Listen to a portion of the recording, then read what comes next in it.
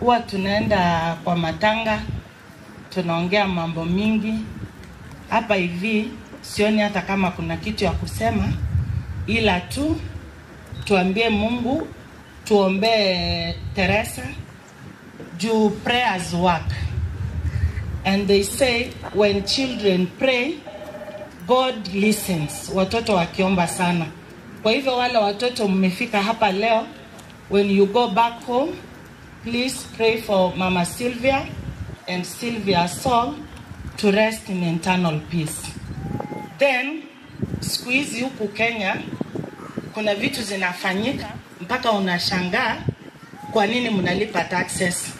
Unajua mnalipa taxes, ndio mpate security. Mnajua hivyo watu wetu? Taxes are paid, ndio mpate very good infrastructure. Watu wasikue na shida, hata mkienda hospitali mnapata dawa.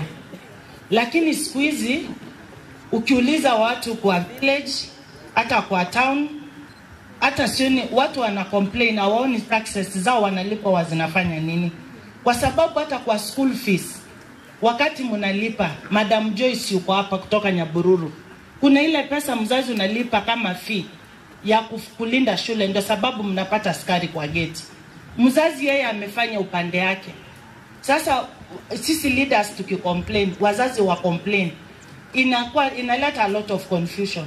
Sasa kama hii ya Sylvia, mpaka huyo boyfriend ana-admit nilimuua kwa sababu nilimwambia kwa rafiki yangu akakataa. Na sisi wazazi tunaambia watoto wetu, mvulana akikwambia nipe, unamwambia sio sahi. Sivyo ndio tunaambia watoto. Sasa mtoto anafuata ile mama anamwambia, akifika shuleni anapata jangili inamuua. Na huyu mtoto alifuata ile mambo mama alikuwa anamwambia. Kijana akikwambia hivi maneno, anakuangalia mwambie hapana. Sylvia akafanya vile wazazi walikuwa wanamwambia. Na kijana anasema mimi ukweli alimchokoza karibu mara 3. Nilifuatilia hiyo story. Sasa kule bungeni nimeuliza Ministry of Interior, this time we want to get it right. Huyu mtoto apate justice. We must make noise. We make noise about Sylvia. Niliweka statement kule bungeni. I hope something will be done. At least Mama Sylvia apate haki ya mtoto wake. Na jirani saidieni huyu mama muombe. Sai she's very weak. When I was coming, niliongea na CS Migosi. Juu najua hapa nilikuwa nakuja ni nyumbani na mtoto mwenye amekufa ni mwanafunzi wa Migosi. So Migosi akanipea 30,000 shillings. What I've done, nimekea Teresa kwa simu. Singempea cash. Pia kuna wale hata sinisiseme watamfuata bado usiku wa mnyang'anya. Binadamu ni aina nyingine. Ndio sababu nimeiweka kwa simu. Tena nikaomba rafiki yangu anaitwa Commission Oyagi akanipea 10,000, nimemwekea kwa simu. Mami umepata hiyo 40,000? You confirm. Nadhani hata mimi I wanted to give 20,000, nitawacha 10 hapa tena nirudishe 10 kwa simu. Hivyo nadhani itakuwa sawa sawa. Alafu mmesema nichukue Rongori. Haki watu wetu tutoe tu kwa roho safi.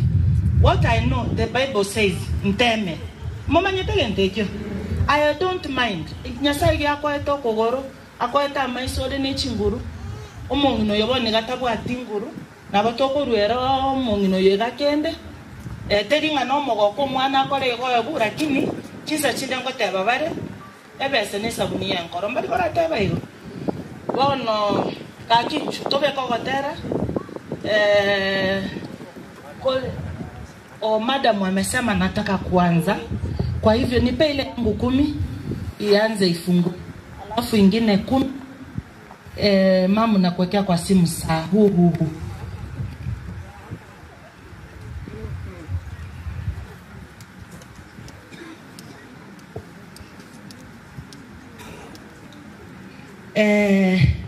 Hizi mimi nimefungua hapa 10 kwa hii kitu na 10 kwa simu. Kuna mtu alikuwa anatumwa na Charles Choya Matoke, sijui kama ako hapa. Like few days ago president alimpea kiti akwe kama secretary kwa ofisi yake. Nimeambiwa kama uko hapa pia utakuja. Mama ete Charles Choya Matoke no mwana itokuruge go mwana Matoke mbia mwana tika madam achake.